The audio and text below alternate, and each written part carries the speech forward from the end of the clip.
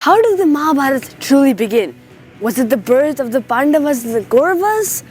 What if I told you that it started much earlier, between a king and a goddess, whose love story began before they even walked this planet? यदा यदा हि धर्मस्य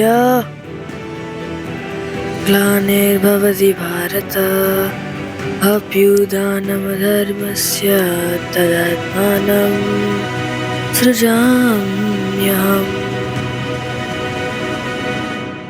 Hi guys, welcome back to my channel. My name is Sarvesh, and if you're new here then hello. So welcome to the second episode, part 1 of our series Saga of the Ages. So in the last episode we talked about what the Mahabharata is, its significance, and how it was written, which we found out was a collaboration between Sage Vyasa and Sri Ganesh. So in today's episode, we're going to find out what those stories were that caused Mahabharata to be written in the first place. So let's go for our video for today.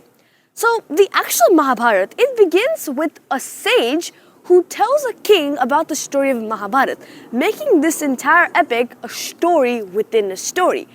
So let's go for the main story. So a long time ago, sometime 3000 BCE, there was a king known as King Shantanu, who was a descendant of Raja Bharat of the Kuru dynasty. And he ruled over a kingdom known as Hastinapur, which is located in modern day in the Indian state of Madhya Pradesh.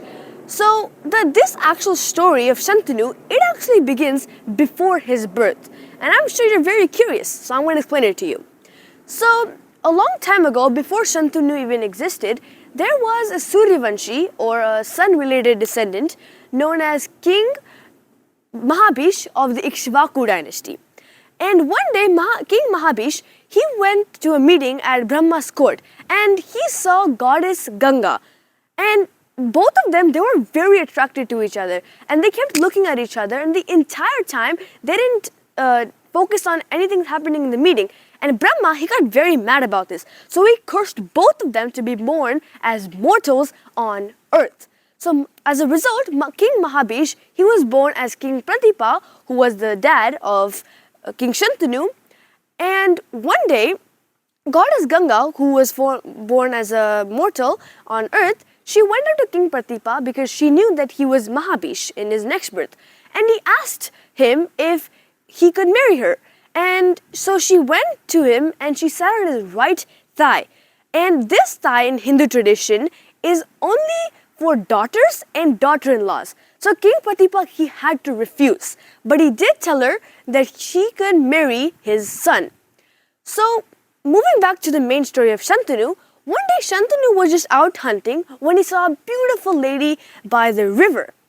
And he asked her if she could marry him, and that lady was none other than goddess Ganga. And goddess Ganga, she agreed, but on one condition. She said, "Oh, great king, I will surely marry you. But before that, you have to agree to my condition that you will never question about my actions. The moment you question my actions, I will leave you forever." Shantanu agreed with curiosity, and so they got married. Many years later, goddess Ganga, she was blessed with the sun. And so she took that sun and she went to the river. And what she did with that sun shocked Shantanu and the entire kingdom of Hastinapur. So if you want to find out what she did with that sun, then make sure to like that button and click on the notification bell and click that subscribe button so you can find out in the next part. Until then, peace out.